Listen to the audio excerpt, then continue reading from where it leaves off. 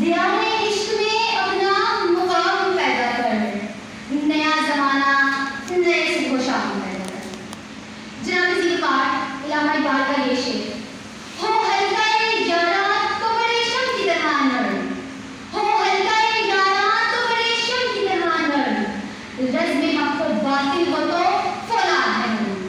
جب بھی یہ شعر میری نظروں کے سامنے سے گزرتا ہے تو میرا تخیل پورے سن 1998 میں یہ چلتا ہے جب دشمن ہماری رہنمائی کو ہماری بزدلی بیدارتے ہوئے ایٹمی طاقت کے نشے میں چوب تھا۔ دشمن فرعون بنا بیٹھا، اپنے آپ کو طاقت کا خدا سمجھ بیٹھا تھا۔ وہ ہماری رزم حق و باطل کو تو فولاد کی صدق کو بھلا بیٹھا تھا۔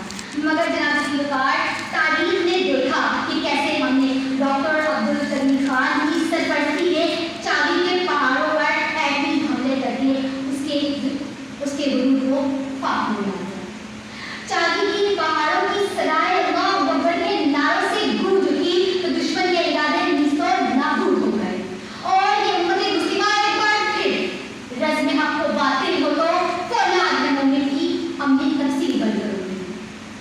کھول آنکھ، زمین دیکھ، فلک دیکھ، فضا دیکھ، مشرق سے نکلتے ہوئے سورج کو ذرا دیکھ۔ جناب ذی الفقار 28 مئی یوم تکبیر، یوم استحکام، یوم سلامتی کے دن اور فتح کا دن۔ مجھے فخر ہے اس قول پر، اس وقت کے حکمران اعلیٰ پر اور ڈاکٹر عبدالکریم خان کی ایک کاوش پر کہ جنہوں نے دنیا بھر کے اقتصادی اور معاشرتی دباؤ کو اپنی جوتی کی نوک پہ رکھ کر تمام عالم اسلام کا سر فخر سے بلند کر دیا۔ ہو کوہ بیابان سے ہم آغوش تو لیتے ہیں، ہو کوہ بیابان سے تو ہم گوشت تو لیتے ہیں، ہاتھوں سے تیرے دامنے افلاک نہ چھوٹتے ہیں۔ لیکن جناب ذی الفقار افسوس، سب افسوس، ذرا حالات حاضرہ پر نظر کریں، وہی دریا ہے وہی میدان، وہی قوم ہے وہی دشمن، تو پھر وہ گرمی جستجو کیوں نہ ہے؟ کیا ایسی طاقت بھی ہماری ایمانی طاقتوں کی طرح زم آلود ہو گئی؟ آج زرد موسم میں عالم اسلام کے ہر گھر میں ڈیرے جماعت نہیں، خزاں کے رخ میں عالم کو سوگوار کیا ہوا ہے۔